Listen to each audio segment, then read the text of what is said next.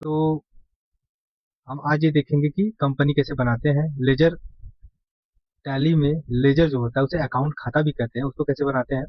Voucher में जो entry होती है वो एंट्री कैसे पास करते हैं, पेमेंट बाउचर क्या होता है, रिसिप्ट बाउचर में कैसे एंट्री होती है, उसको हम समझेंगे। अब टैली प्राइम में हर स्टेप को हम धीरे धीरे समझते हुए चलेंगे। तो फर्स्ट ऑफ ऑल, हम जब भी किसी बिजनेस में एंट्री करने जाते हैं तो किसी भी बिजनेस में पहले ही कंपनी बनी बनाई रहती है, हमको आगे उसमें सिर्फ ट्रांजेक्शन का एंट्री करना रहता है और कभी कभी लेजर क्रिएट करने रहते हैं। बाकी और कुछ हमें काम करने की जरूरत नहीं रहती है। लेकिन हम क्योंकि एजुकेशन पर्पज से पढ़ रहे हैं इसको, तो हमको ये पता होना चाहिए कि ये कंपनी कैसे क्रिएट होती है और कंपनी का नेम कैसे डाला जाता है, फाइनेंशियल ईयर बिगिनिंग फ्रॉम कैसे डाला जाता है, बुक बिगिनिंग फ्रॉम कैसे डाला जाता है, और जो उसमें लेजर और रिक्वायर्ड होते हैं उसको कैसे क्रिएट करते हैं, ग्रुप कैसे क्रिएट करते हैं या फिर कैसे एंटर करते हैं एक लेजर में, उसके बारे में हम स्टेप बाय स्टेप समझेंगे। तो हमारा टैली प्राइम का ये विंडो है, ओपन है, जहां हम एजुकेशन मोड पे इंटर करेंगे। एजुकेशन मोड में ये मेरा एंटर हो गया। अब मुझे यहाँ पर एक कंपनी क्रिएट करनी है। तो कंपनी क्रिएट करने के लिए हम कंपनी में जाएंगे, क्रिएट का ऑप्शन दिख रहा है, अल्टर का ऑप्शन दिख रहा है, चेंज कंपनी का ऑप्शन दिख रहा है, सेलेक्ट कंपनी का ऑप्शन दिख रहा है और सर्च कंपनी। क्रिएट में होता है कि आप एक नई कंपनी क्रिएट कर सकते हैं। अल्टर में आप जो कंपनी क्रिएट किए हैं उसको, उसमें अगर कुछ नाम चेंज करना है, एड्रेस चेंज करना है, मोबाइल चेंज करना है, मोबाइल नंबर चेंज करना है, टेलीफोन नंबर चेंज करना है, या फिर वेबसाइट या ईमेल आईडी चेंज करना है, तो हम यहाँ पर अल्टर में जाकर वहाँ चेंज कर सकते हैं। अगर हम कंपनी चला रहे हैं, हम स्विच करना चाहते हैं एक कंपनी से दूसरी कंपनी में, मान लीजिए हमारे पास हमारे टैली में दो तीन कंपनियां एक साथ काम करती हैं, तो हम स्विच करना चाहते हैं कि नहीं, हम ये कंपनी छोड़ के हम दूसरी कंपनी में जाना चाहते हैं, तो हम यहाँ पर चेंज कंपनी F3 हम इसका यूज करते हैं। उसके बाद सेलेक्ट, हम अगर सेलेक्ट कंपनी करेंगे तो हमारे सामने लिस्ट आ जाएगा, यानी कि हम एक कंपनी यूज कर रहे हैं, उसके साथ ही साथ हम दूसरी कंपनी का भी डाटा मेंटेन करना चाहते हैं, तो उसी समय हम सेलेक्ट का यूज करेंगे। अल्ट F3 उसकी शॉर्टकट की होती है, अल्ट F3 उसकी शॉर्टकट की होती है। तो इससे हम सेलेक्ट कंपनी में जाकर एक दूसरी कंपनी सेलेक्ट करके उसको भी हम एक दो कंपनियों को एक साथ एंट्री मेंटेन कर सकते हैं। सर्च कंपनी, मान लीजिए हमने दो तीन या चार कंपनी एक साथ खोल दी है, ठीक है, तो इसे प्रैक्टिस से समझते हैं हम। अल्टर में आएंगे, ये हमारा कैश स्टडी वन का कंपनी खुला था, तो यहाँ पर कंपनी हम इसमें जो भी हम चेंजेस करना चाहते हैं उस ऑप्शन पे जाके हम चेंजेस कर सकते हैं। अब यहाँ से escape बटन दबाएंगे, पीछे चले जाएंगे। अब हम फिर कंपनी में जाएंगे, अल्टर बटन हम देख लिए हैं, अब चेंज में जाएंगे। चेंज में जाके हम चेंज में इंटर करते हैं, तो ये कह रहा है कि कैश स्टडी वन आपका कंपनी ओपन है, इसको बंद करना पड़ेगा। इंटर दबाएंगे, ये बंद हो जाएगा। चेंज, ठीक है, यहाँ से alter company,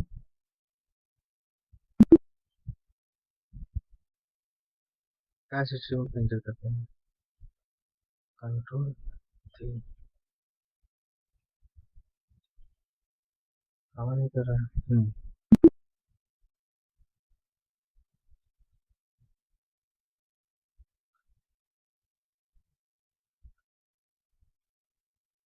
cash study one company हमारी ओपन है।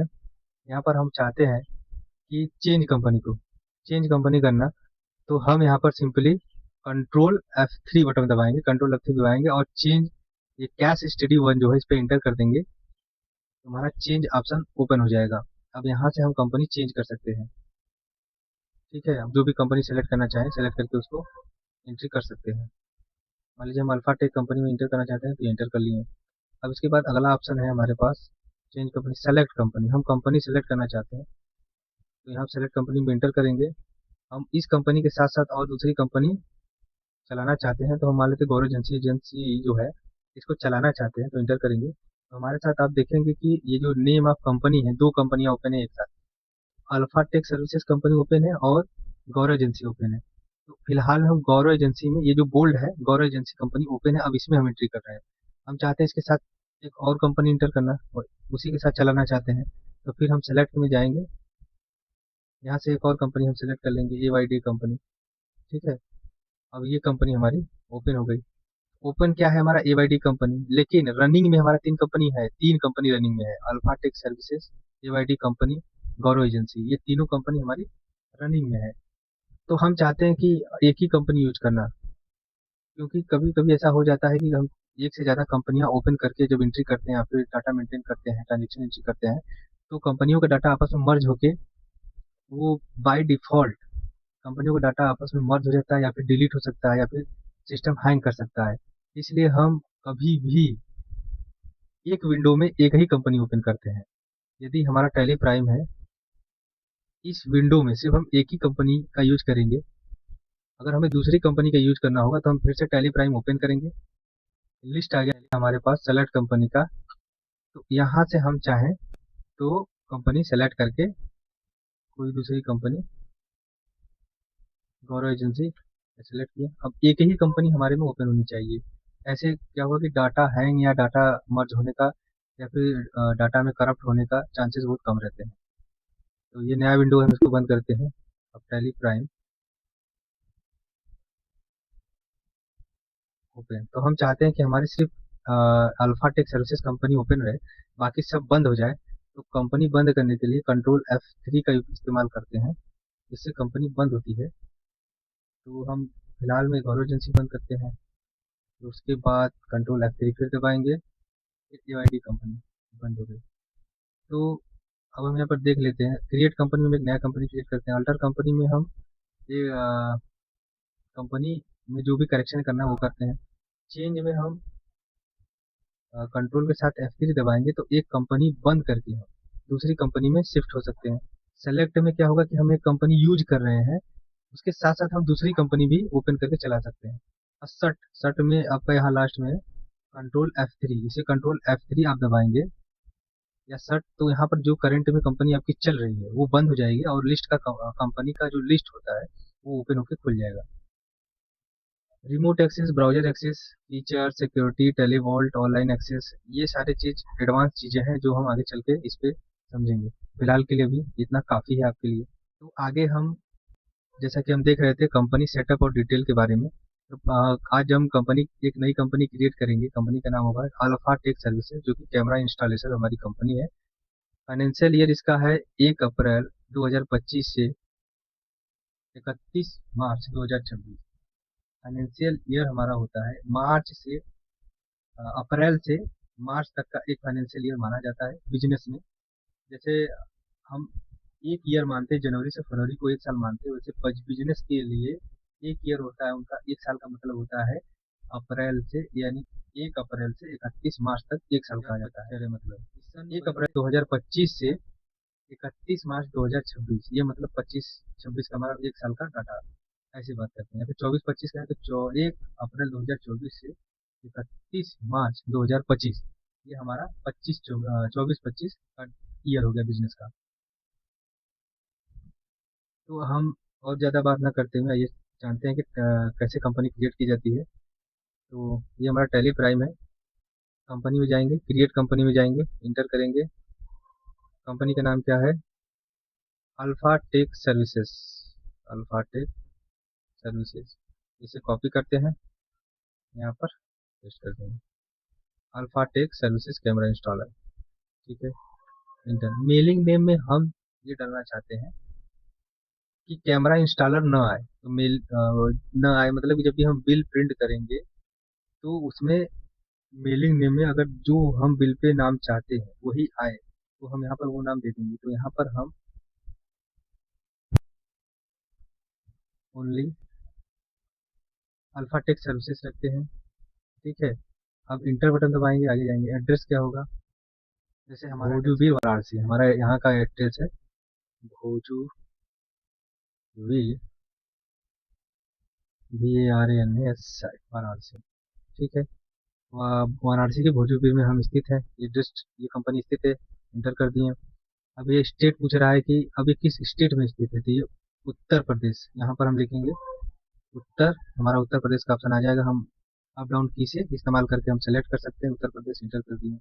पिन कोड हमारा 221202 हम लिख देते हैं, जो भी हमारा पिन कोड हम रहेगा वो डाल देंगे कंपनी के अकॉर्डिंग। टेलीफोन नंबर है, टेलीफोन नंबर डाल देंगे। मोबाइल नंबर हम डाल देते हैं 63 86 95 24। ठीक है, ईमेल फैक्स है, फैक्स डाल दीजिए। ईमेल आईडी है वो डाल दीजिए। अगर कोई वेबसाइट, आपने अपनी कंपनी का कोई वेबसाइट है तो वो डाल सकते हैं, इंटर करेंगे, इंटर। अब यहाँ पर हमारा फाइनेंशियल ईयर पूछ रहा है, फाइनेंशियल ईयर बिगिनिंग फ्रॉम, यहाँ पर दिया हुआ है फाइनेंशियल ईयर बिगिनिंग फ्रॉम 1/4/2025, हमारा 1/4/2025 फाइनेंशियल ईयर 1/4/2025। अब हम फाइनेंशियल ईयर डालेंगे यहाँ पर 1/4/2025। अब बुक बिगिनिंग फ्रॉम कब है, इसमें लिखा हुआ है कि बुक बिगिनिंग फ्रॉम 1 अप्रैल 2025 आए थे।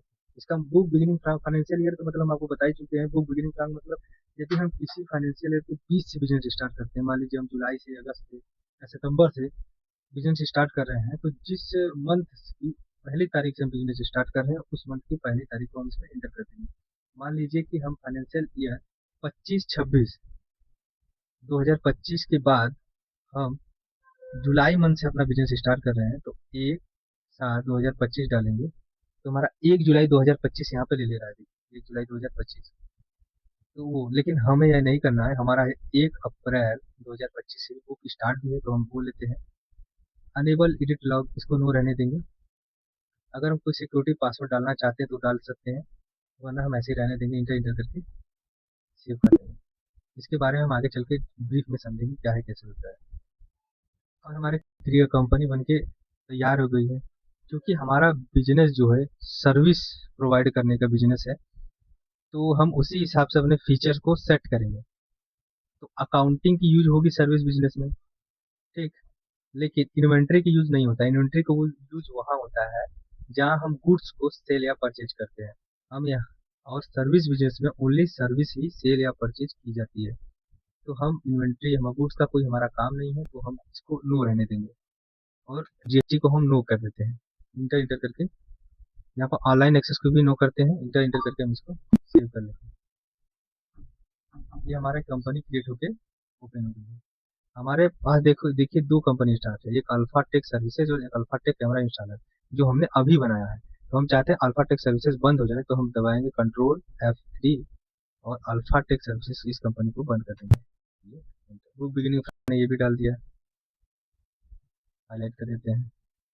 ये हाईलाइट इसलिए करेंगे जितनी भी एंट्रियां हम जितने भी टॉपिक्स हम बता दे रहे हैं उसको हाईलाइट करते जा रहे हैं, ताकि है बिजनेस में होने वाले ट्रांजेक्शन और उसकी एंट्री।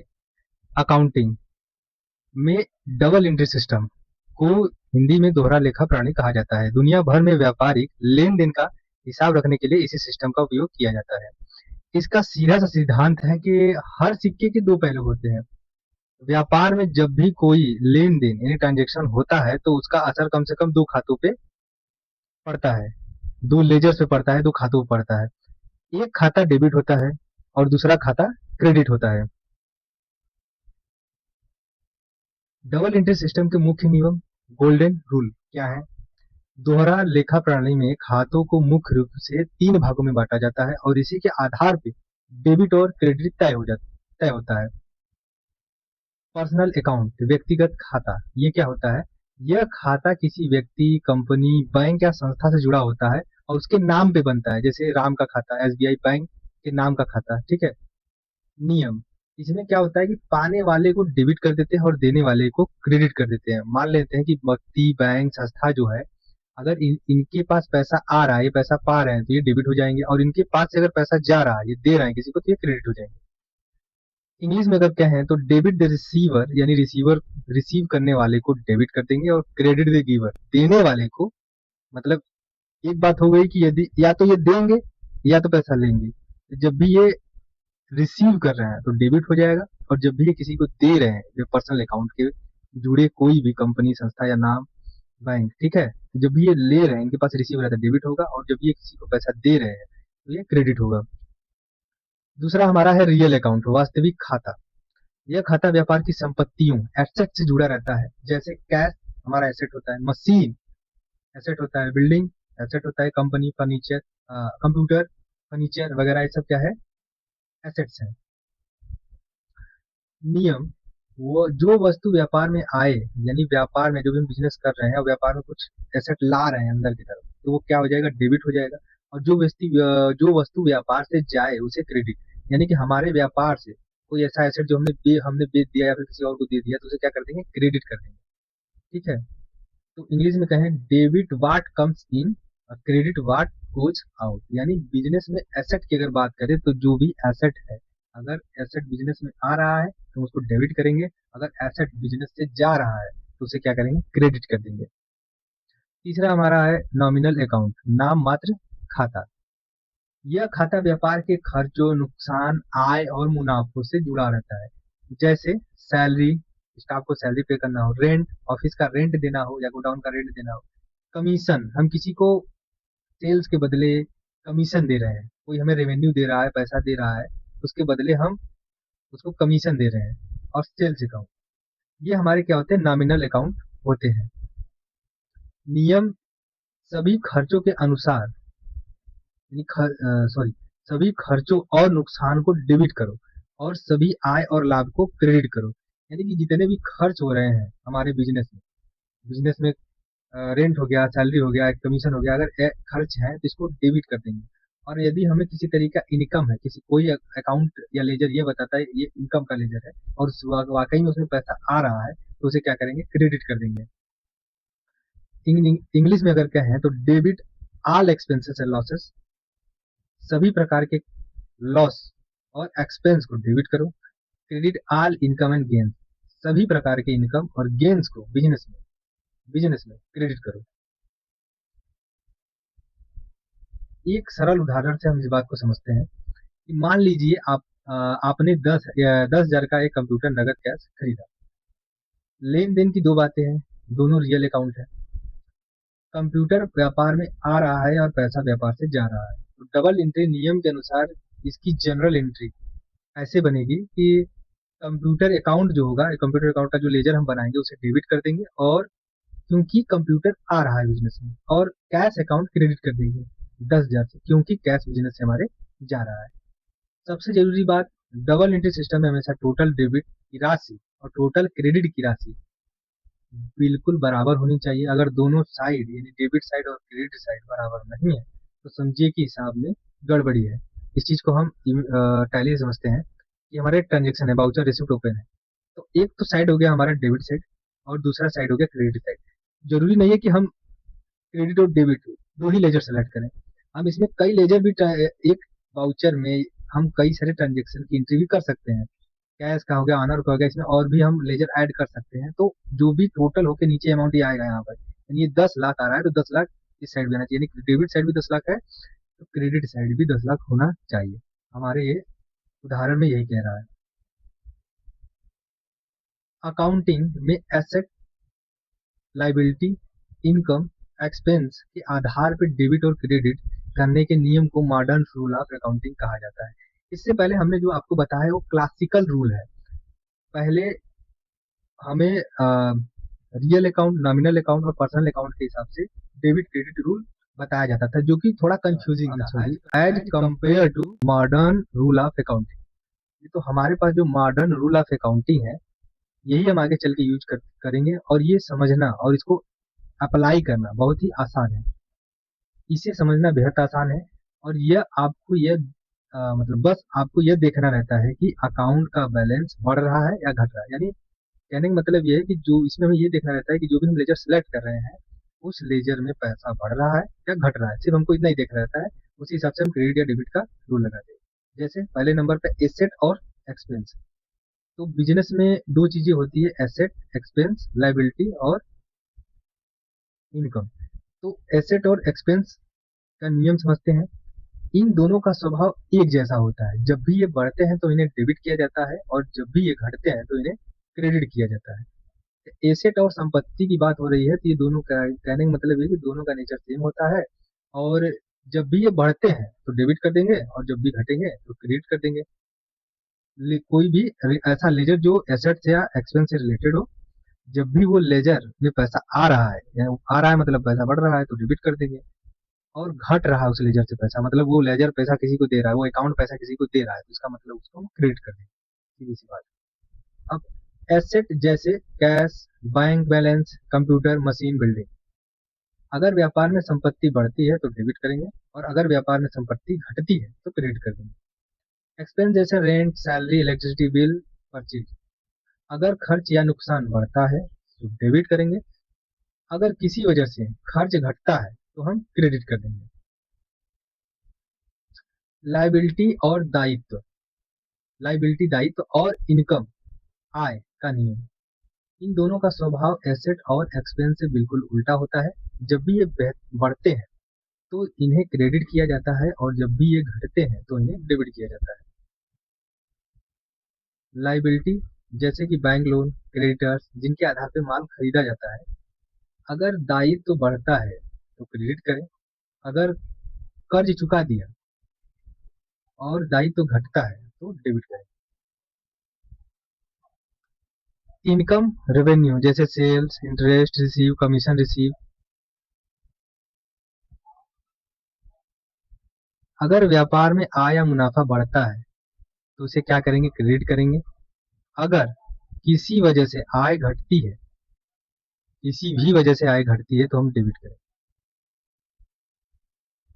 तो हम ओवरव्यू एक देख लेते हैं कि इनकम और लायबिलिटी का जो नेचर होता है वो एक जैसा होता है जैसे एसेट और एक्सपेंस का था, लेकिन एसेट और एक्सपेंस का ये बिल्कुल उल्टा होता है। एसेट में बढ़ते समय हम एसेट या एक्सपेंस में हम बढ़ रहा था तो डेबिट करते थे, लेकिन इनकम और लायबिलिटी और इनकम में अगर ये बढ़ रहे हैं तो हम क्या करेंगे, क्रेडिट करेंगे, और अगर ये घटते हैं तो डेबिट करते हैं। लायबिलिटी कुछ एग्जांपल ऐसे जैसे बैंक लोन लिया आपने, क्रेडिटर यानी जिनसे हमने उधार में माल खरीदा है, उधार में माल खरीदा है तो जो हमारे लिए कर्ज है और बाद में हमें पैसा चुकाना है। तो यदि हमारे ऊपर कर्ज बढ़ता है तो क्रेडिट करेंगे, अगर यदि हमने कर्ज चुका दिया और वो घटता है तो डेबिट कर देंगे। इनकम जैसे sales, interest receive, commission receive. अगर व्यापार में आय में मुनाफा बढ़ता है, मतलब हमें आय मुनाफा बढ़ रहा है हमारा, तो उसको क्या करेंगे, क्रेडिट कर देंगे। अगर किसी वजह से आय घटती है तो उसे क्या कर देंगे, डेबिट कर देंगे। आय को हम क्रेडिट क्यों कर रहे हैं, क्योंकि एक तरीके से आय हमारा दायित्व है। क्योंकि दायित्व क्यों है, क्योंकि ऑनर ने हमें बिजनेस दिया है, बिजनेस को मतलब बिजनेस हमको दिया है जिसमें उसने 10 लाख पैसे या कुछ पैसे लगाया है। तो हमारा ये दायित्व बनता है कि ऑनर को हम, मालिक जो है उसको हम पैसा वापस करें। इसलिए अब बिजनेस में हमें जो भी इनकम होता है, किसी भी तरीके का इनकम हुआ, पैसा बढ़ा, तो वो क्रेडिट होता है क्योंकि वो हमें मालिक को चुकाना रहता है। अगर किसी वजह से आय घटती है उसको बढ़ाया जाता है, मतलब उसको डेबिट किया जाता है। आप इसे इस छोटी सी टेबल से आसानी से याद रख सकते हैं। टेबल कुछ इस प्रकार है। अकाउंट प्रकार दिया है, अगर बढ़ेगा तो क्या करेंगे, घटेगा तो क्या करेगा। तो एसेट है, एसेट बढ़ने पर क्या हो जाएगा, डेबिट हो जाएगा, घटने पर हो जाएगा, क्रेडिट हो जाएगा। एक्सपेंस क्या है, बढ़ने पर डेबिट हो जाएगा, घटने पर क्रेडिट हो जाएगा, जैसा कि हमने पहले समझा। लायबिलिटी बढ़ने पर क्रेडिट हो जाएगा, ठीक उल्टा, और घटने पर डेबिट हो जाएगा। आय बढ़ने पर क्रेडिट हो जाएगा, घटने पर डेबिट हो जाएगा। तो यहाँ पर बाई और टू दिया है, तो कभी कभी टैली में दो ऑप्शन होते हैं, या तो हमें डेबिट क्रेडिट दिखेगा या तो बाई या टू दिखेगा। तो बाई मतलब ये हो गया कि डेबिट, और क्रेडिट का मतलब टू हो गया। यदि टू कहीं लिखा हुआ दिख रहा है मतलब वो ये बता रहा है कि वो क्रेडिट है, और बाई अगर लिखा हुआ टैली में या कहीं पर भी दिख रहा है मतलब वो बता रहा है कि वो डेबिट है। शॉर्टकट, इसे और शॉर्टकट में अगर हम यह समझना चाहें, याद रखना चाहें, तो हम एक शब्द में हम याद रख सकते हैं। इसे याद रखने का एक आसान तरीका है शब्द Alice. A for asset, L for liability, I for income, E for expense. Asset और एक्सपेंस बढ़ने पर डेबिट होता है, बस इतना याद रखना है, इससे ज्यादा कुछ नहीं। एसेट और एक्सपेंस बढ़ रहा है तो डेबिट कर देंगे, और उल्टा को घट रहा है तो मतलब डेबिट का उल्टा हो जाएगा, क्रेडिट। और लाइबिलिटी और इनकम अगर बढ़ रहा है तो क्रेडिट कर देंगे, घट रहा है तो क्या, डेबिट कर देंगे। तो दो ही लाइन हमको याद रखना है, एसेट और एक्सपेंस बढ़ रहा है तो डेबिट करना है, लाइबिलिटी और इनकम बढ़ रहा है तो क्रेडिट करना है। इतना हमको, बस इतना याद कर लेंगे हम, पूरा डेबिट क्रेडिट का रूल आपके लिए आसान हो जाएगा। किसी से और कुछ पूछने की जरूरत ही नहीं पड़ेगी।